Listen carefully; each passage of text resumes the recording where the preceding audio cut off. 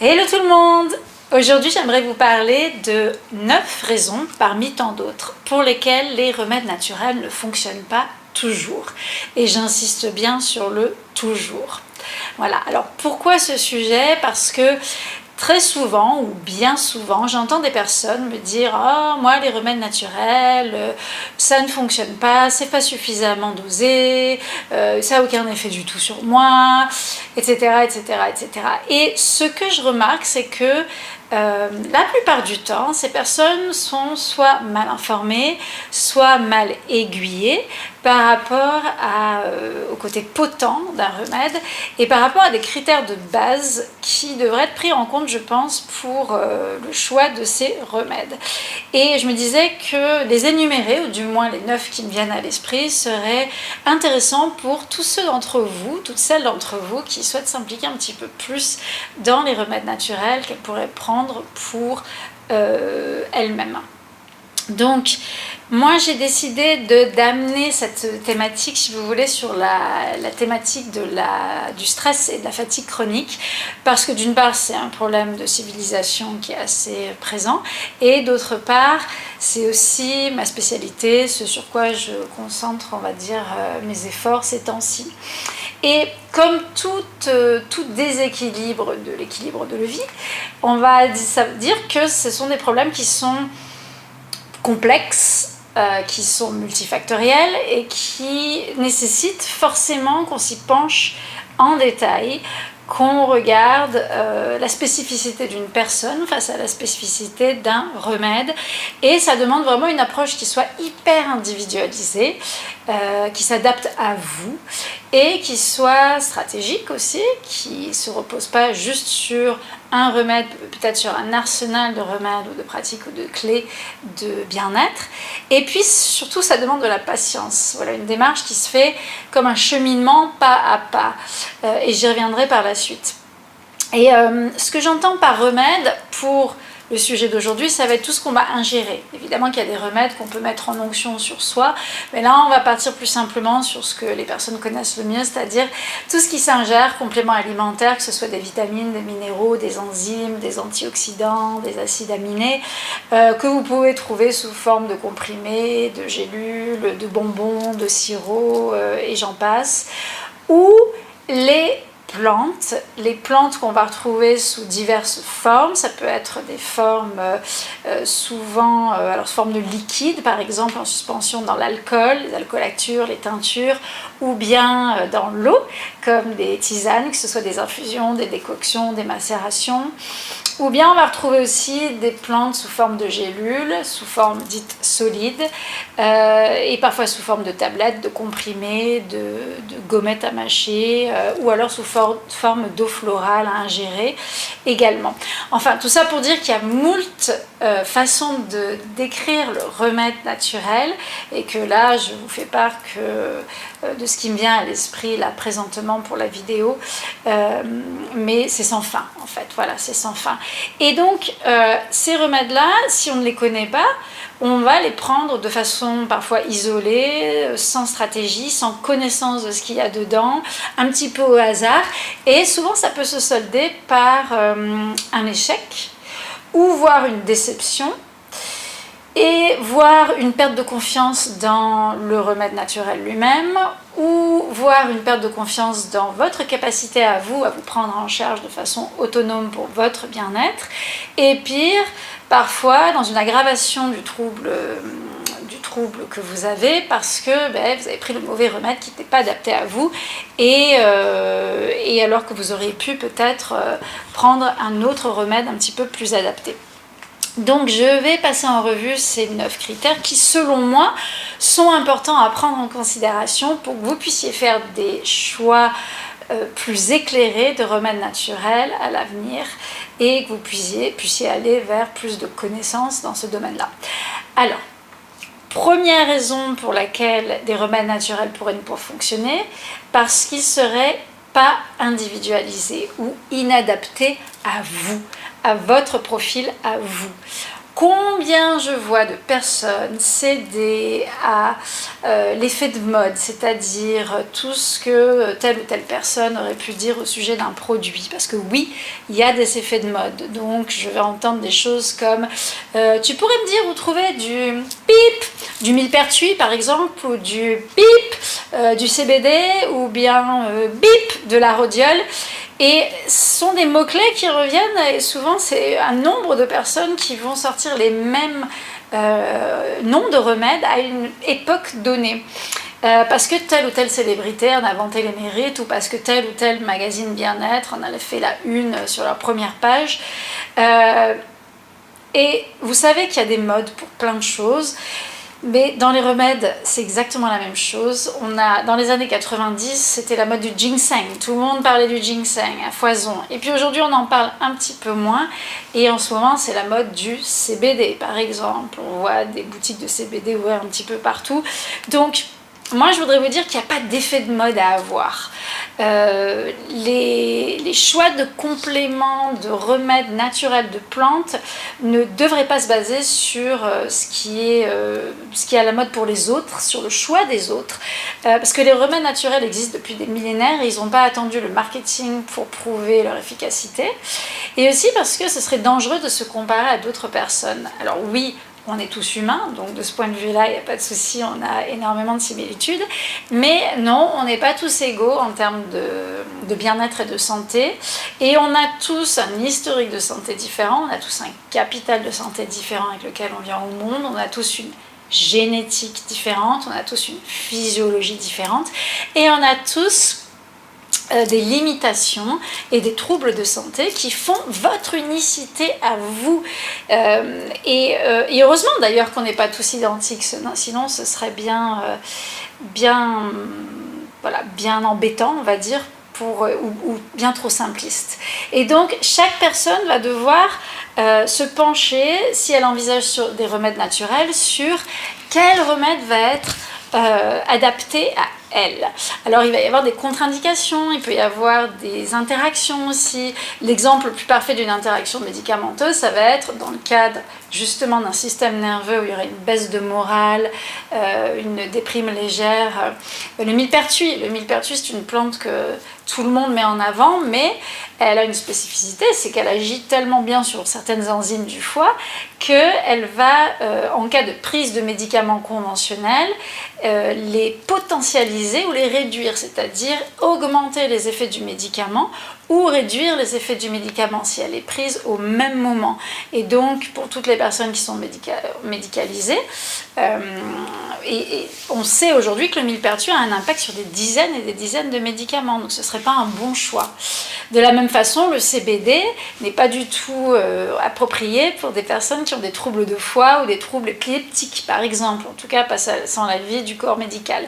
Il y a évidemment l'exemple de la femme enceinte. Bon, là, c'est un exemple classique, mais la femme enceinte a un choix assez réduit de remèdes naturels qu'elle peut prendre, puisque il y a certains remèdes qui peuvent être abortifs. Par exemple, le safran, à une certaine dose, peut être abortif et il est utilisé souvent pour les petites déprimes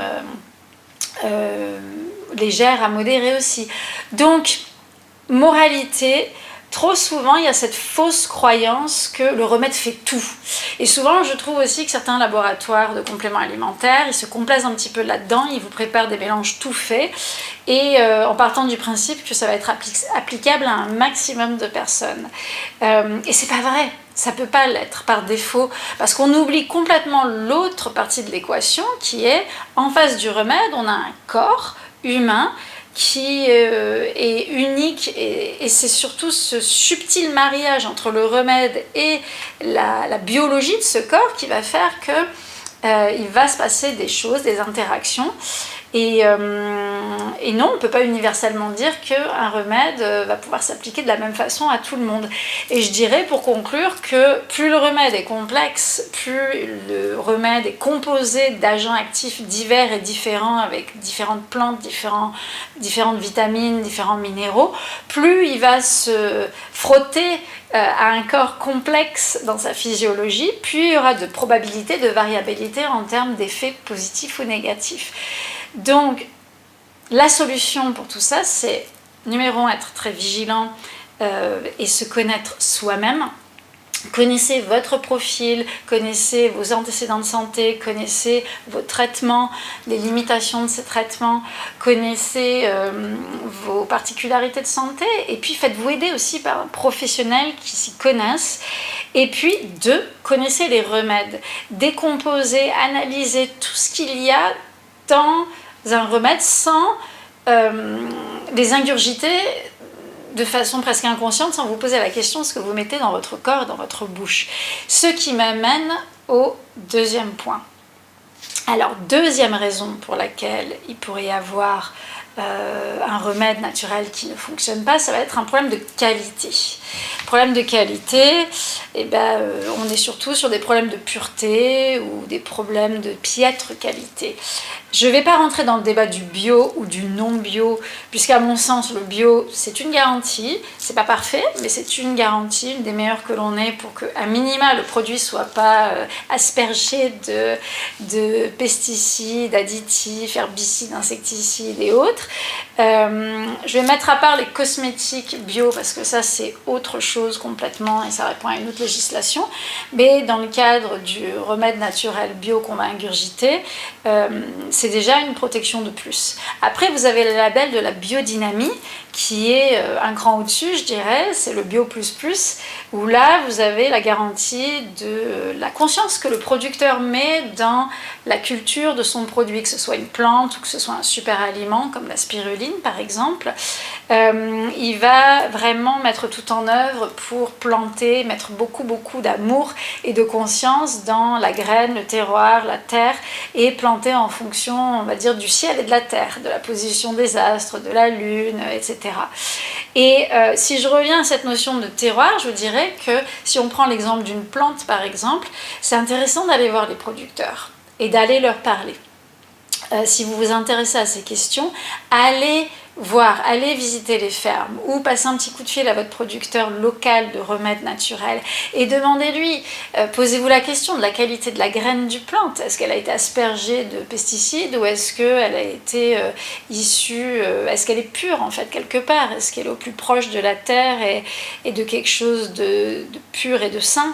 Est-ce que la qualité de la terre était bonne? Est-ce que la qualité de l'air était bonne pour la poussée de cette plante? Est-ce que la récolte s'est faite dans des conditions, on va dire, favorables, ou est-ce que ça a été récolté et puis déchiqueté en 1000 morceaux? Est-ce que la qualité de séchage était au rendez-vous? Je prends souvent l'exemple de la spiruline qui doit être séchée de façon très douce. Est-ce qu'elle a été séchée? Alors, il y a des gens qui respectent ça, un séchage doux, et puis d'autres qui font sécher à des températures hors normes, qui éclatent le produit en 1000 morceaux et qui enlèvent toute sa potentialité en fait, toute sa médecine. Donc questionnez-vous par rapport à tout le processus qui vient de préparation autour d'un remède naturel, de la plante, du super aliment et du mode de transformation de ces remèdes aussi. Par exemple, la qualité de l'alcool, du solvant, ou la qualité de l'eau, ou la qualité de la glycérine.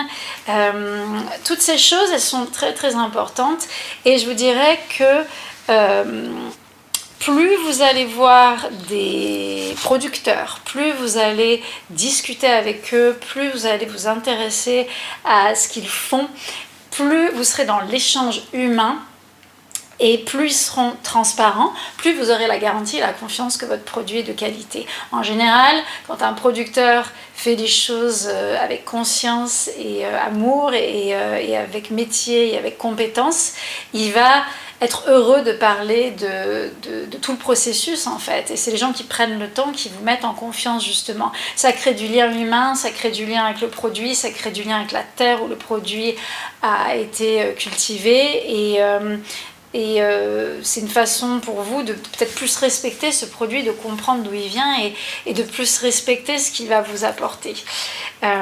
Et en termes de qualité, je dirais, pensez aussi à tous les additifs, c'est-à-dire qu'est-ce qu'il y a dans le produit au-delà de l'agent actif. Est-ce qu'il y a des conservateurs? Est-ce qu'il y a des stabilisateurs? Au-delà du solvant, est-ce qu'il y a des nanoparticules aussi? Ou est-ce qu'il y a des choses complètement incompréhensible ou qui vous semble un petit peu douteuse. Et à ce moment-là, connaissez la liste des agents nocifs. Il y a plein d'applications dont je ne vais pas nommer les noms qui peuvent vous aiguiller là-dessus. Moi, je vous dirais que mon choix, c'est de préférer les formes simples, les formes pures, les formes, sauf quand il y a absolument besoin de conservateurs ou d'agents pour extraire certaines substances. Je préfère vraiment les agents les plus simples, les plus purs, les plus proches de ce qui a été à l'état naturel et j'évite un maximum la longue liste d'additifs ou de nanoparticules ou de poisons ou d'éléments douteux. Et une autre possibilité, c'est de créer vos remèdes vous-même. Vous pouvez les faire pousser au jardin, par exemple, ça revient à des pratiques d'herboristerie familiale, ou bien, si vous aimez la cueillette, vous engagez dans une cueillette éco-responsable, bien sûr, respectueuse de l'environnement. Alors, ça m'amène au troisième point. Donc, troisième raison pour laquelle les remèdes naturels pourraient ne pas fonctionner, c'est un problème de quantité. Et j'entends par là la concentration de l'agent actif dans le remède final. Alors, il y a déjà un premier débat quand on a la partie active de la plante n'est pas suffisamment présente dans le remède. J'entends par là, par exemple, du remplissage de gélules ou alors des poudres, ou alors des comprimés qui se feraient avec une petite partie infime de la substance active que vous recherchez, et puis derrière des substances obscures et inconnues, et voilà, tout ce dont je vous parlais tout à l'heure, qui ferait du rembourrage et du remplissage. Donc ça, c'est assez fréquent.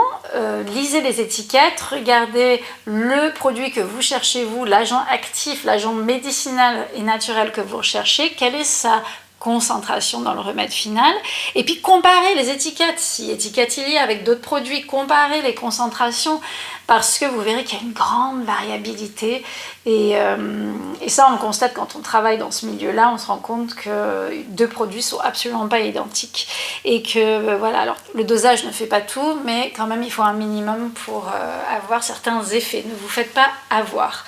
Et puis je dirais que moi j'aime bien aussi faire attention à ce qui est mis dans les gélules. Par exemple, il peut y avoir aussi du remplissage dans le sens des fraudes, tout simplement, surtout les produits qui ne viennent pas d'Europe, qui viennent de l'extérieur, qui sont importés, où on va retrouver la mauvaise plante, par exemple. Ça revient à notre souci de qualité, j'aurais pu en parler tout à l'heure, mais on va retrouver une toute autre plante qui a quasiment le même nom, mais ce n'est pas la plante la plus potente, et donc vous allez avoir zéro effet. Donc méfiez-vous aussi des produits qui viennent de loin, ça c'est plus un argument pour la qualité dont je vous parlais dans l'autre partie de cette vidéo, ou l'autre tronçon de cette vidéo. Si je reviens à la quantité, il y a un autre débat, je dirais, qui est qu'est-ce qui est mieux? Est-ce que c'est l'agent actif, la plante ou le super aliment dans son entièreté, ou est-ce qu'on cherche un extrait concentré? Donc, je vais vous donner quelques exemples. Par exemple, pour le curcuma, ça va être la curcumine. Pour le millepertuis, on va aller chercher des extraits d'hypéricine. Pour la spiruline, on va aller chercher un extrait du pigment, le pigment qui est la phycocyanine. Et là, il y a deux écoles. Il y a les adeptes fervents des extraits isolés, concentrés, qui vont mettre en avant des produits, souvent sont des laboratoires, qui ont les capacités d'extraction, par exemple d'une curcumine à très haute dose ou de la phycocyanine à très haute dose ou autre. Et puis, on a les partisans d'une approche plus globale, où on va avoir la plante dans son entièreté, par exemple de l'achillée millefeuille dans son entièreté, ou du moins les parties aériennes de l'achillée millefeuille, puisque c'est elles qui sont médicinales, ou alors par exemple du pollen de châtaignier dans son entièreté, qui est très bon pour le système nerveux. Et puis, ces adeptes-là, ces personnes qui préfèrent, on va dire, le produit plus complet et non pas l'extrait surconcentré, partent du principe qu'il y a plus d'agents actifs dans un produit plus complet et donc plus de synergie entre ces agents actifs, et que c'est la synergie de ces parties qui fait que les effets positifs sont démultipliés. Personnellement, moi je préfère les synergies, je préfère les produits encore une fois au plus proche de la nature, les plus complets possibles, les plus originels possibles, les plus bruts possibles, les moins trafiqués. Mais parfois, quand il y a vraiment besoin d'un bon dosage, par exemple dans le cas de certaines vitamines, certains minéraux, on va avoir besoin d'un extrait concentré, comme par exemple dans le cas du magnésium. Si quelqu'un a vraiment besoin d'une forme très très absorbable et assimilable, eh bien le bisglycinate de magnésium va être très intéressant par rapport à du magnésium marin, par exemple. Ce qui m'amène à la quatrième raison. Donc, quatrième raison pour laquelle un remède naturel pourrait ne pas fonctionner. C'est la forme du remède, la galénique, ou le type de remède, et est-il adapté pour vous ou non? Je m'explique, dans les remèdes, on va avoir des remèdes secs et des remèdes frais. Et on va avoir aussi des remèdes solides ou des remèdes liquides, par exemple. Donc, dans le cas du remède solide ou liquide, les solides, ça va être tout ce qui est comprimé, gélules, poudre, qu'est-ce que je pourrais vous dire d'autre? Des gommettes, des bonbons, des paillettes, dans le cas de la spiruline, par exemple, ou des petites pelotes, des grains, dans le cas du pollen. Les formes liquides, elles, ça va être plutôt, dans le cas des plantes, les alcoolatures, les teintures, les macérats glycérinés. Là, je parle de choses à ingérer, les sirops, par exemple, les tisanes, évidemment, les décoctions, les infusions, ou les eaux florales qu'on pourrait ingérer. Et donc, dans un premier temps, je vous dirais, renseignez-vous par rapport à la qualité de l'enrobage. Si c'est un agent solide, est-ce que l'agent est pur, comme un grain de pollen ou comme une paillette de spiruline, ou est-ce que c'est enrobé dans une gélule, ou est-ce qu'il y a des agents compactants dans un comprimé? Et auquel cas, les substances qui sont utilisées dans le conditionnement du produit, on va dire, solide, ne seront pas forcément adaptées. Un végétarien ne va pas forcément voir d'un bon œil des gélules à la gélatine de porc. Il va être beaucoup plus à même de vouloir des gélules végétales. Et je dirais que pour les comprimés, ça va être pareil. Quels sont les agents agglomérants qui ont été utilisés? Pour les agents plus liquides, on va aller voir la qualité du solvant. Je parlais de la qualité de l'alcool tout à l'heure, mais aussi la pureté de l'alcool, le degré d'alcool. Est-ce que la personne peut prendre de l'alcool ou pas? Dans le cas des femmes enceintes, des enfants, c'est pas du tout indiqué. Dans le cas des personnes qui se remettent d'alcoolisme, c'est pas du tout indiqué, par exemple. Donc voilà, il va vraiment falloir comprendre qu'est-ce qui est bon pour vous, sous forme solide ou sous forme liquide. Et après, il y a le débat sur la forme fraîche ou la forme sèche. Donc, je pense que tout le monde sera d'accord pour dire qu'il y a beaucoup plus de médecine dans une plante ou un complément ou un super aliment qui est frais, mais des fois, il n'est pas possible de les conditionner comme ça. Donc, dans la mesure du possible, on va s'intéresser à des formes de plantes fraîches, par exemple des grains de pollen frais. Ça, c'est super intéressant, congelé, beaucoup plus intéressant et beaucoup plus bénéfique que du pollen asséché, par exemple. Mais dans le cas de la spiruline, à part vous déplacer à la ferme pour manger de la spiruline fraîche, ça va être assez difficile. Donc il faudra se tourner vers des paillettes sèches. Donc à vous de voir un petit peu ce qui existe sur le marché. Et je dirais que de façon générale, si une personne est très fatiguée, épuisée, en convalescence et qu'elle est déjà éreintée et qu'elle a déjà dépensé toute son énergie, je me tourne plus facilement vers des formes liquides, personnellement, puisque elles sont moins enrobées, elles sont plus facilement absorbables et disponibles. Je trouve, en tout cas au niveau de nos liquides à nous, et puis au niveau de nos cellules, il y a moins d'efforts digestifs et d'efforts d'absorption quand on est sur des formes liquides. Et donc, quand je parle d'efforts, je parle de dépense d'énergie chez quelqu'un qui serait déjà bien fatigué. Voilà, ça c'est ma préférence à moi. Maintenant, il y a des fois, on n'a pas la possibilité de faire autrement que de se tourner vers des formes peut-être plus solides et plus conditionnées.